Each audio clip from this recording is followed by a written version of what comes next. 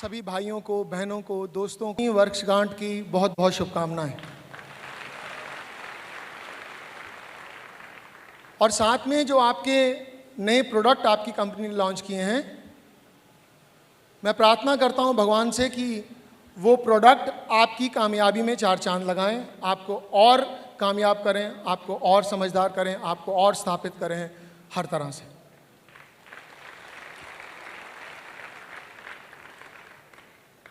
दोस्तों, इससे थोड़ा सा भी आगे जाने से पहले मैं आपसे एक अनुरोध करना चाहता हूं, एक रिक्वेस्ट करना चाहता हूं।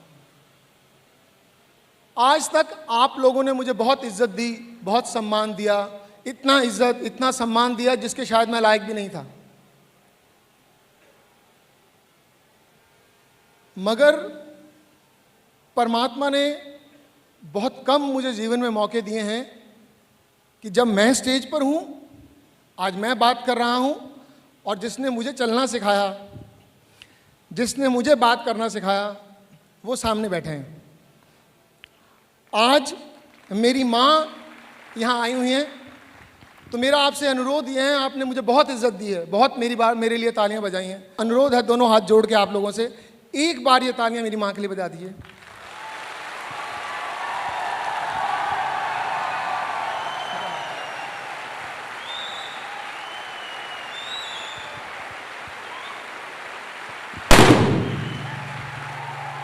आज मैं छोटी छोटी ऐसी घटनाएं, ऐसी बातें, ऐसी छोटी छोटी कहानियां आपसे शेयर करने की कोशिश करूंगा, जिन घटनाओं ने, जिन बातों ने मुझे जीवन में कामयाब होने में मदद करी, जब मैं परेशान था, संघर्ष करने में मदद करी, अपने विश्वास को स्थापित करने में, उस पर भरोसा करने में मदद करी, मैं कंसंट्रेट कर सकूं अपने काम पे, बाकी सारी परेशानियों को छोड़ सकूं, उन चीज़ों में मदद करी, प्लान कर सकूं, उन सब चीज़ों में मदद करी। ऐसी छोटी छोटी घटनाएं, छोटी छोटी बातें कहानियों के रूप में आपसे शेयर करूंगा। छोटी छोटी 2, 3, 4 कहानियां आपसे शेयर करूंगा, और उम्मीद करूंगा कि ये कहानियां आपको भी कामयाब करने में मदद करें। ये उतनी ही कारगर साबित हों आपके साथ भी जितनी मेरे साथ थी। ये कहानी बहुत समय पहले मैंने पढ़ी थी कहीं, आज आपके साथ शेयर करता हूं इसको। एक बार कहीं पेंटिंग्स की एग्जीबिशन लगी हुई थी, जो लोग कैनवस पे पेंटिंग करते हैं, पेंटिंग बनाते हैं, उनकी एक प्रदर्शनी लगी हुई थी, और अलग अलग तरह के कलाकार उस प्रदर्शनी में भाग ले रहे थे, और बहुत सारे लोग उनको देखने आए थे, और ये डिसाइड करना था कि सबसे अच्छी इसमें तस्वीर कौन सी है, पेंटिंग कौन सी है। तो बहुत सारी तस्वीरों की तारीफ हुई। एक तस्वीर ऐसी थी जिसको लोग समझ नहीं पा रहे थे, ये बनाया क्या, ये है क्या। तो जब सब लोगों ने अपनी अपनी पेंटिंग्स को एक्सप्लेन कर दिया, तो लोगों ने पूछा, यार ये जो तस्वीर है, जिसने इसको बनाया है उनको बोलिए, वो भी तो आके बताएं ये क्या है। क्योंकि अब डिसाइड करने का समय आ गया है कि सबसे बेहतरीन तस्वीर कौन सी है, और हमें लगता है ये तो कहीं स्टैंड नहीं करती, पर फिर भी जाने तो सही ये बनाया क्या है। वो मैं आपको तस्वीर समझाता हूं कि क्या बनाया था उन्होंने। जिन्होंने बनाया था, जिन्होंने पेंट किया था, उनको बुलाया गया। उन्होंने कहा, ये तस्वीर, पहले मैं बताता हूं तस्वीर कैसी थी। तस्वीर में चेहरा नहीं दिखाई दे रहा था, आगे बहुत उलझे हुए बाल थे चेहरे पे। वो लड़का है या लड़की है ये दिखाई नहीं दे रहा है, लेकिन चेहरे पे बहुत सारे उलझे हुए लंबे लंबे बाल हैं। आगे बाल हैं, पीछे के हिस्से में बाल भी नहीं है, इतने हिस्से के बाद सर गंजा है। और उस तस्वीर के पांव भी नहीं थे, पंख थे पीछे। चेहरा दिख नहीं रहा है, पीछे से गंजी है, तस्वीर में पीछे बाल नहीं है, आगे आगे बाल हैं, उसमें चेहरा नहीं दिखाई दे रहा है, और पांव नहीं है, पंख हैं। और उससे भी अजीब बात थी, उस तस्वीर में जो उन्होंने बनाया था, उन्होंने जो पहना हुआ था वो कपड़े भी फटे हुए थे। तो जिन्होंने उसको पेंट किया था उसको बुलाया गया, उनसे पूछा गया कि ये क्या बनाया आपने। उन्होंने कहा ये अपॉर्चुनिटी की तस्वीर है, अपॉर्चुनिटी कैसी होती है उसकी तस्वीर है, मौका सुअवसर कैसा होता है, कैसे दिखता है उसकी तस्वीर है। उन्होंने कहा मौका? कहते हैं हाँ, जीवन में कोई भी मौका जो आपको कामयाबी दे, जो आपको खुशी दे, जो आपको सुकून दे, उसकी तस्वीर है। तो उन्होंने कहा समझाइए। उन्होंने कहा देखिए, इस तस्वीर के जो चेहरे पे मैंने बाल बनाए हैं, इससे यह साबित होता है कि आप मौके को पहचान नहीं सकते। आप पहचान नहीं पा रहे हैं ना ये क्या चेहरा है, लड़का है या लड़की है। इसी तरह आप मौका नहीं पहचान पाएंगे कि वो लड़का है या लड़की है या ये मौका है। उन्होंने कहा ठीक है, आगे बताएं। उन्होंने कहा इसके मैंने पांव नहीं बनाए हैं, क्योंकि जब भी जीवन में आपके लिए कोई भी सुअवसर आएगा, कोई भी मौका आएगा, तो उसके कदमों की आहट आपको सुनाई नहीं देगी।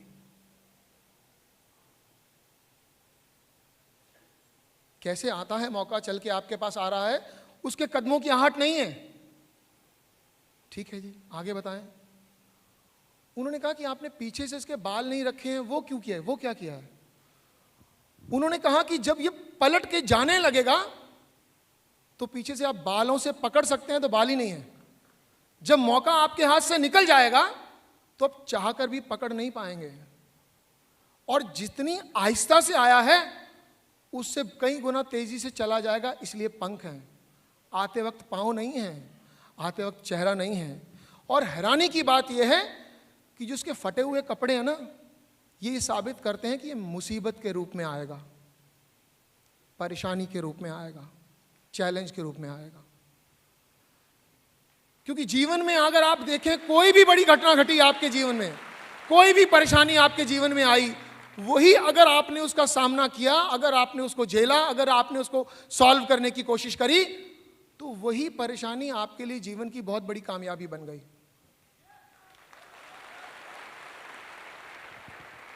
इस कहानी ने मुझे बहुत प्रेरित किया।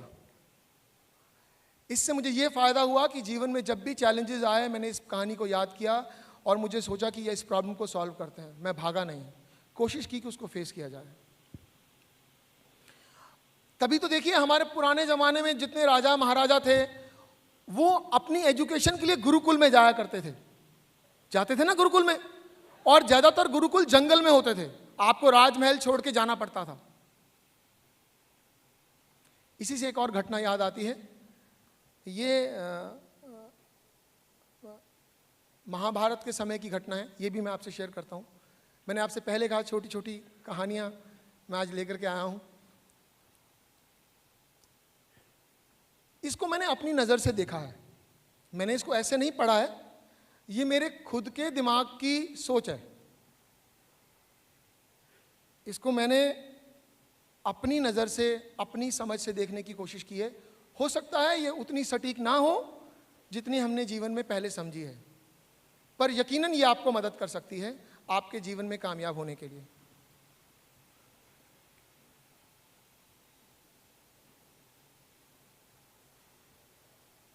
जब कौरव और पांडव गुरु द्रोण के आश्रम में युद्ध कला के लिए सीखने के लिए गए, ज्ञान के लिए गए, तो जब गुरु द्रोण उनको तीर कमान चलाना सिखा रहे थे और उन्होंने दूर एक पेड़ पे चिड़िया बांधी थी। ये घटना सबको मालूम है ऑलमोस्ट, इतना तो क्लियर है। तो गुरु द्रोण ने एक शर्त रखी। सारे कौरव पांडव थे, उन्होंने दूर एक पेड़ पे चिड़िया बांध दी और ये कहा कि वही सबसे अच्छा धनुधर होगा जो चिड़िया की आंख में निशाना लगाएगा।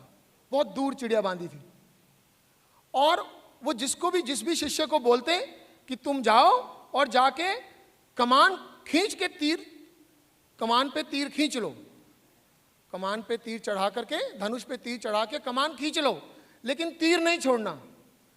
जब आप अपना पूरा निशाना साध लोगे, तीर कमान पे खींच लोगे, तो मैं तुम्हारे पास आके एक प्रश्न करूंगा, तुमने मुझे उस प्रश्न का जवाब देना है, फिर कमान से तीर छोड़ना है। उन्होंने कहा ठीक है। एक एक करके सब ने निशाना साधा। जहां से, जिस पॉइंट से उन्होंने कहा था कि इस पॉइंट से आपको तीर चलाना है, उस पॉइंट पे गए, वहां जाकर तीर खींचा, और जब उन्होंने निशाना ले लिया तो गुरु द्रोण उनके पास गए और उन्होंने एक ही प्रश्न सबसे किया था, पर अलग अलग तरह से। एक ही प्रश्न था। उन्होंने पूछा, भीम से पूछा, युधिष्ठिर से पूछा, जितने भी और, नकुल, सहदेव, दुर्योधन, सबसे पूछा कि दूर पेड़ पे तुम्हें क्या दिखाई दे रहा है। तो सबके जवाब थे, पेड़ हैं, पत्ते हैं, जमीन है, चिड़िया है, उसकी आंख है, आसमान है, ये है, वो है, और आसपास पेड़ हैं। हर बार इसी तरह का जवाब था, ऑलमोस्ट इस तरह से मिलता हुआ कि पेड़ हैं, पत्ते हैं, जमीन है, आसमान है, चिड़िया की आंख है। इसी क्रम में अर्जुन की बारी आई। सेम सवाल अर्जुन से भी था कि अर्जुन, तूने अपने तीर पे, अपने कमान पे तीर को खींच लेना है, धनुष पे अपना कमान खींच ले, लेकिन छोड़ना नहीं है। जब तू निशाना साध लेगा तो तुझसे एक प्रश्न करूंगा, तूने मुझे इस प्रश्न का जवाब देना है, तब तीर छोड़ना। उन्होंने कहा ठीक है गुरुदेव। जब अर्जुन ने वो सारा काम कर लिया तो गुरु द्रोण गए उसके पास और पूछा, अर्जुन क्या दिखाई दे रहा है? अर्जुन का जवाब था, गुरुदेव चिड़िया की आंख। और उन्होंने बोला, छोड़ तीर, निशाना सही लगेगा। और इतिहास में यह लिखा है कि अर्जुन का ही तीर चिड़िया की आंख पे लगा था, और किसी का नहीं। इस बात से मैं आपको क्या समझाना चाहता हूं, जीवन में परेशानियां कभी खत्म नहीं होंगी। ऐसा नहीं, जिस दिन मैंने नेटवर्किंग शुरू करी, या चेतन जी ने शुरू करी, या सरबजीत जी ने, या सुमित जी ने शुरू करी, या और कुछ, या बहुत सारे आपके अपलाइंस जिन्होंने शुरू करी, तब बहुत आसान थी, तब परेशानियां नहीं थी। ऐसा नहीं है। परेशानियां तब भी थी, परेशानियां आज भी हैं, परेशानियां हमेशा रहेंगी। पर आपका निशाना चिड़िया की आंख पे होना चाहिए, पत्तों पे, पेड़ पे, आसमान पे, जमीन पे नहीं। अगर निशाना चिड़िया की आंख पे है, चिड़िया की आंख कामयाबी है, तो निशाना सही लगेगा।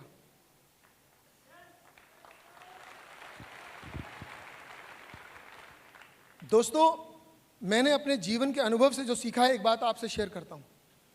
मेहनत कामयाबी की मोहताज नहीं है। ध्यान से सुनिएगा, मेहनत कामयाबी की मोहताज नहीं है, कामयाबी मेहनत की मोहताज है।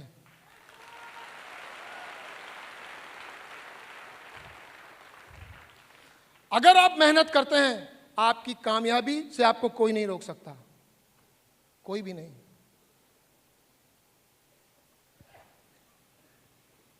एक और छोटी सी घटना है, जैसे आपको यहां आपके टारगेट पे हमेशा नजर रखने के लिए समझ में आता है। इस कहानी से मैं हमेशा ये समझा कि आप अपनी कामयाबी पे, अपने लक्ष्य पे फोकस करें।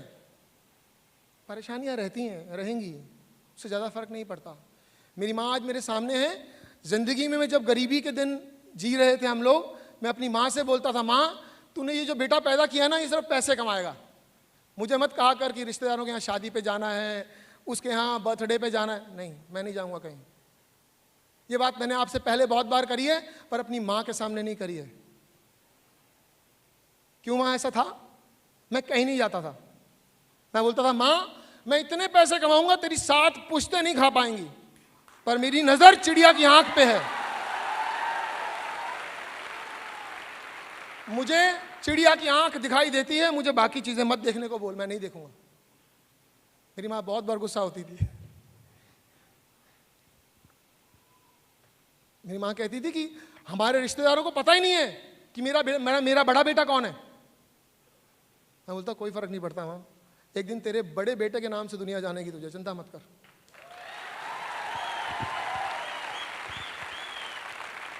एक और छोटी सी कहानी जो मुझे लगता है आपको मदद करेगी, आपकी कामयाबी में, आपकी परेशानी के दिनों में आपको जरूर मदद करेगी, बशर्ते आप याद रखें।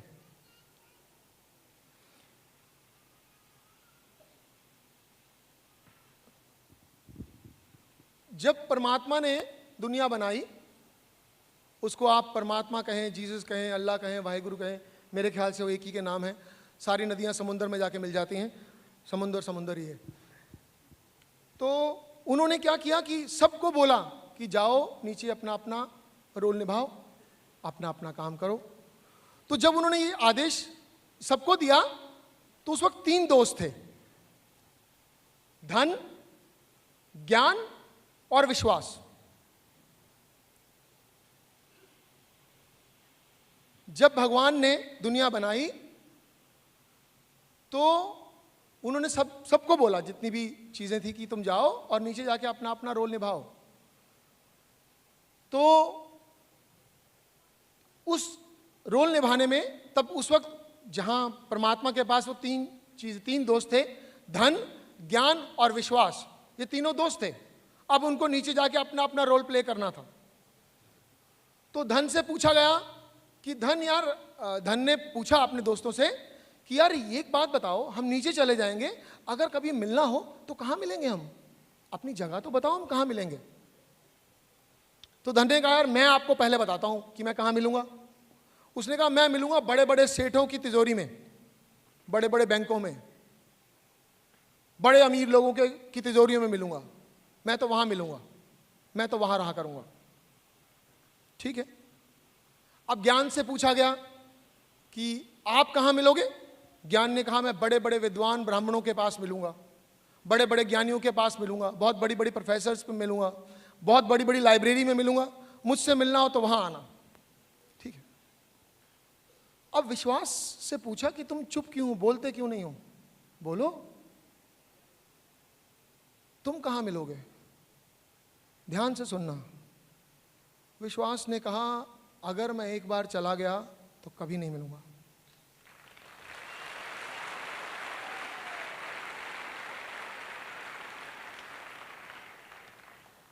धन सबके पास नहीं होता है, कम लोगों के पास होता है, और सेम तादाद में, सेम मात्रा में नहीं होता है। ज्ञान सबके पास नहीं होता है, लेकिन एक दूसरे का विश्वास शुरुआत में सबके पास होता है या नहीं? लेकिन जब हम अपना विश्वास खो देते हैं, एक बार विश्वास चला जाए नहीं आता दोबारा। तो दोस्तों, हमारे काम में जो भरोसा आपने अपने दोस्तों को दिया है वो जाने मत दीजिएगा। अगर एक बार चला गया कभी दोबारा नहीं आएगा।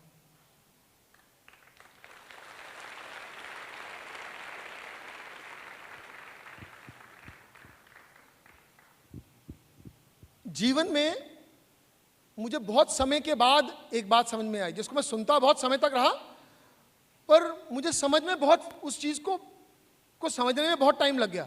जैसे इस बात का एग्जाम्पल देने के लिए मैं एक बार एक छोटी सी घटना बताता हूँ। मैंने एक समय था जब मैं शेर व शायरी को पढ़ना लिखना बहुत पसंद करता था, बहुत समय तक लिखता रहा, पढ़ता रहा।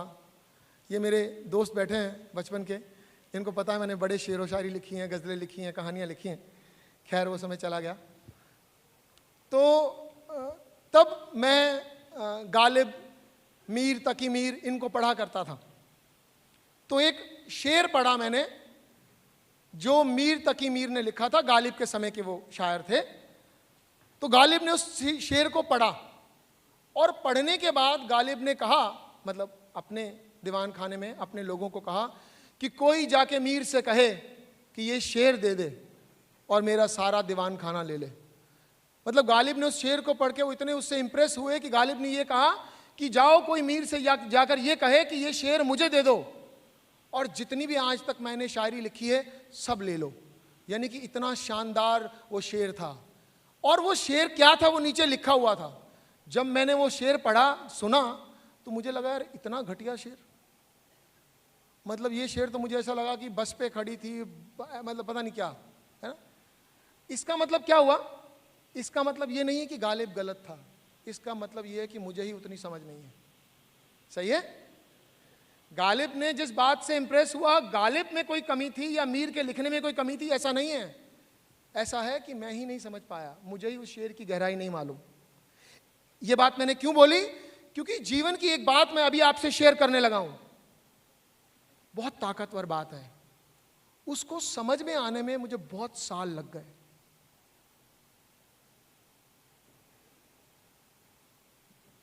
दुनिया की या इंसान को कामयाब होने के लिए जो सबसे बड़ी ऊर्जा है ना, सबसे बड़ी ताकत है, वो आपका शरीर, आपका पैसा, आपका स्टेटस, आपका ज्ञान नहीं है।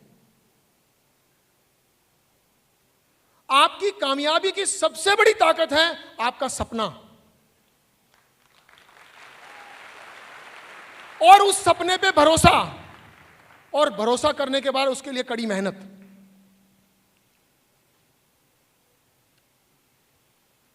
जब जिंदगी में मैं नाकामयाबी की लाइफ जी रहा था, तो जब मुझे किसी ने बताया कि बड़े सपने देखो, तो मुझे लगा बड़े सपने देखने से क्या हो जाएगा। उन्होंने कहा बड़े सपने देखो और उस पर भरोसा करो और उस चीज को अचीव करने के लिए कोशिश करो। मुझे इस चीज को समझने में सालों लग गए। भगवान ने सपना देखने की ताकत हम सबको दी है, उस पर भरोसा करने की ताकत हम सबको दी है। हमारा बस इतना सा ही काम है कि हमें सिर्फ मेहनत करनी है, सिर्फ मेहनत।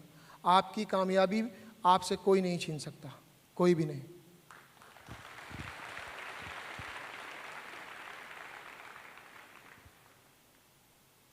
आखिरी कुछ शब्द आपसे शेयर करता हूं, एक छोटी सी कहानी और शेयर करता हूं। ये भी मैंने कहीं पढ़ी थी, उम्मीद करता हूं ये भी आपको सपोर्ट करेगी जिंदगी में कामयाब होने के लिए और आगे बढ़ने के लिए। शतरंज कितने लोगों को आती है खेलनी, या पता है कि शतरंज भी कोई खेल होता है? बहुत सारे लोग हैं, आप हाथ उठा सकते हैं सर अगर आती हो तो। थैंक यू जी, धन्यवाद। शतरंज की कहानी है, शतरंज के ऊपर कहानी है। कहते हैं जिस भी इंसान ने शतरंज का आविष्कार किया था वो बहुत बड़े गणितज्ञ थे, बहुत ज्ञानवान इंसान थे, ऐसा माने आप। और वो अपने गांव में उन्होंने इस खेल को डेवलप किया और वो खेलने लगे अपने दोस्तों से। खेलते खेलते वो खेल प्रसिद्ध हो गया। प्रसिद्ध होने के बाद वहां के जो राजा थे, उसके राजा तक ये खेल पहुंचा। राजा भी उस खेल को खेलने लगा और आनंद आने लगा, वो उस खेल से आनंद लेने लगा।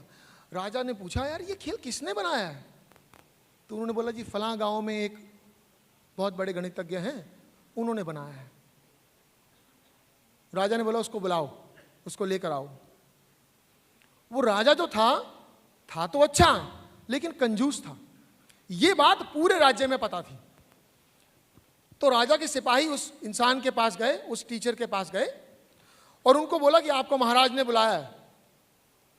उन्होंने क्यों बुलाया?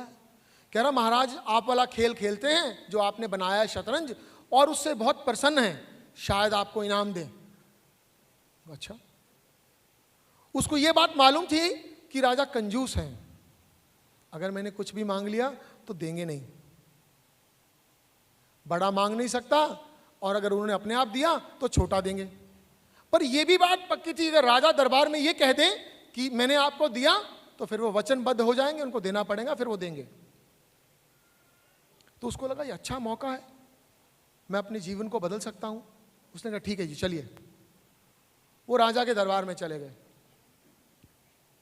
राजा ने बोला कि ये खेल तुमने बनाया है? उन्होंने कहा हाँ जी मैंने बनाया है। उन्होंने कहा मुझे बहुत पसंद आया, मुझे बड़ा अच्छा लगा, और मैं खुश होकर के तुम्हें इनाम देना चाहता हूं। ठीक है महाराज। लेकिन राजा ने कहा देखो मैं दरबार में बैठा हूं, मांगना अपनी औकात से, क्योंकि कंजूस था तो उनको ये कह नहीं सकता था कि कुछ भी मांग लो। उसने कहा आपको मैं इनाम दूंगा, मांगना लेकिन अपनी औकात से, ज्यादा नहीं मांग लेना।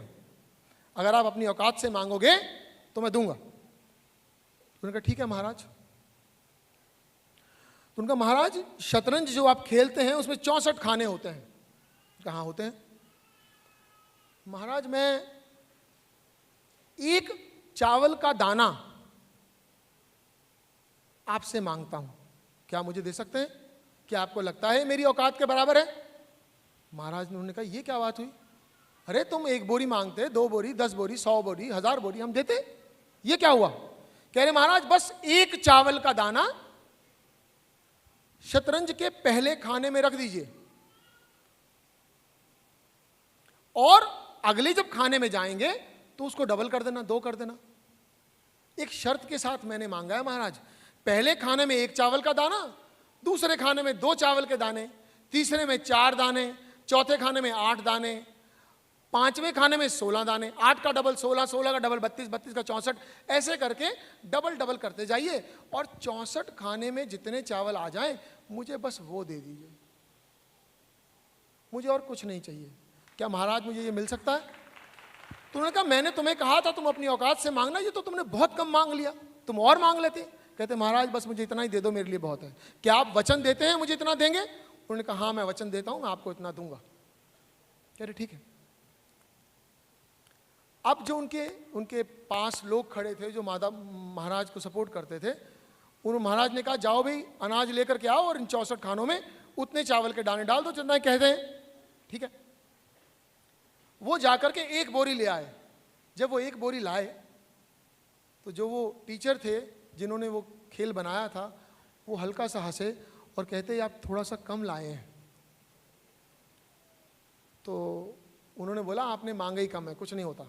उन्होंने चावल की बोरी खोली, अब वो 1 दाना रखा, 2 रखे, 4 रखे, 8 रखे, करते करते जो 14, 15, 16 खानों तक गए तब उनको गिनती करना मुश्किल हो गया। तो एक ने उनको सलाह दी, एडवाइस दी कि इसको तोल लेते हैं, इसके बराबर रख लेंगे अगले खाने में। 1 किलो है तो 2 किलो कर लेंगे। उनका ये भी अच्छा आइडिया है। अब वो 1 किलो हो गए, 2 किलो हो गए, ऐसे करने लगे। 5, 7, 10 खाने और गए, अब परेशानी हो गई। अब उनको लगने लगा कि महाराज ने जो वचन दिया है ये कुछ गड़बड़ है। तो राजा ने कहा कि ऐसा है आप आज का दिन आराम करें, हम जरा मंत्रणा करेंगे, फिर आपको कल देते हैं। कह रहे ठीक है महाराज मुझे कोई जल्दी नहीं, मैं आप ही के महल में ठहरा हूं, चिंता ना करें। वो आराम करने चले गए। सारे उनके जितने भी मंत्री थे सारे बैठ के हिसाब लगाने लगे कि बताओ ये चावल कितने बनेंगे। आप भी घर जाके जरूर लगाइएगा, चिंता ना कीजिए। जब उनके ज्ञानवान लोगों ने हिसाब लगाया तो उन्होंने ये सोचा कि महाराज अगर हम अपने पूरे राज्य की सारी धरती पे चावल उगाएं और अगले 50 साल तक उगाएं तो ये 64 खाने पूरे नहीं होंगे। क्योंकि आप ये मान लीजिए कि अगर 60वें खाने में 10 लाख किलो चावल आ गया तो 61वें में आएगा 20 लाख किलो, 62वें में 40। तो उन्होंने कहा महाराज जो आपने वचन दे दिया है ये आप कभी पूरा नहीं कर सकते, और आपके बारे में ये प्रसिद्ध है कि अगर आप वचन दे देते हैं तो वो निभाते हैं। तो महाराज उनको अकेले में लेकर गए शाम को घूमने के लिए कि आओ मेरे भाई, मैंने तुम्हें अपनी औकात में मांगने के लिए कहा था, तुमने क्या मांग लिया। तो उस कहानी में लिखा था कि महाराज ने उनके साथ नेगोशिएट किया कि भाई तूने बहुत ज्यादा मांग लिया और मैंने भी अनजाने में हाँ कर दिया, तो एक काम कर, एक छोटी सी स्टेट ले ले, वहां का राजा बन जा, मेरा पीछा छोड़। तो कहते हैं कि उस टीचर को एक छोटी सी रियासत का राजा बना दिया गया। ये कहानी मैंने आपसे क्यों शेयर करी और वो आदमी आराम से जीने लगा, ये बात मैंने आपसे शेयर क्यों करी, क्यों आपसे साझा करी ये बात? यही कॉन्सेप्ट पे हम काम करते हैं, डुप्लीकेशन के कॉन्सेप्ट पे काम करते हैं।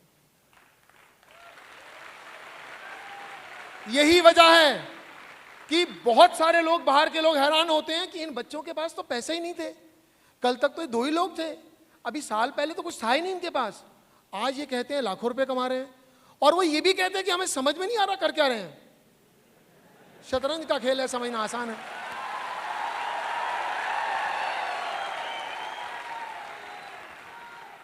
दोस्तों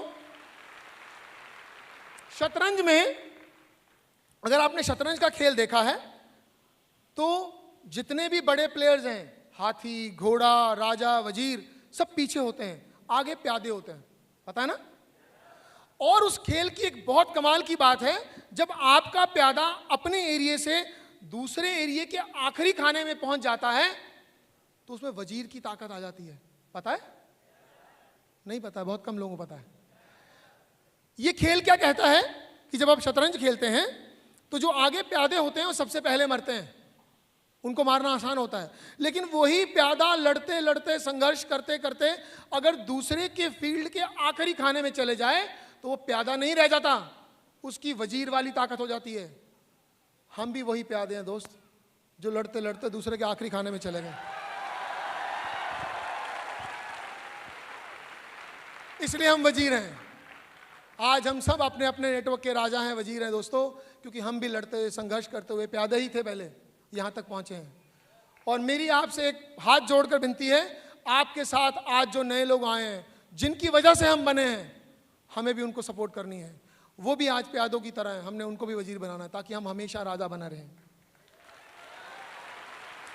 दोस्तों, इन्हीं शब्दों के साथ मैं अपनी बात खत्म करता हूं और आपको एक बार फिर से बहुत बहुत शुभकामनाएं देता हूं और बहुत बहुत धन्यवाद। एक बार फिर से आपने मेरी मां के लिए तालियां बजाई, बहुत बहुत धन्यवाद। Thank you. जय Shri Ram. Thank you ji.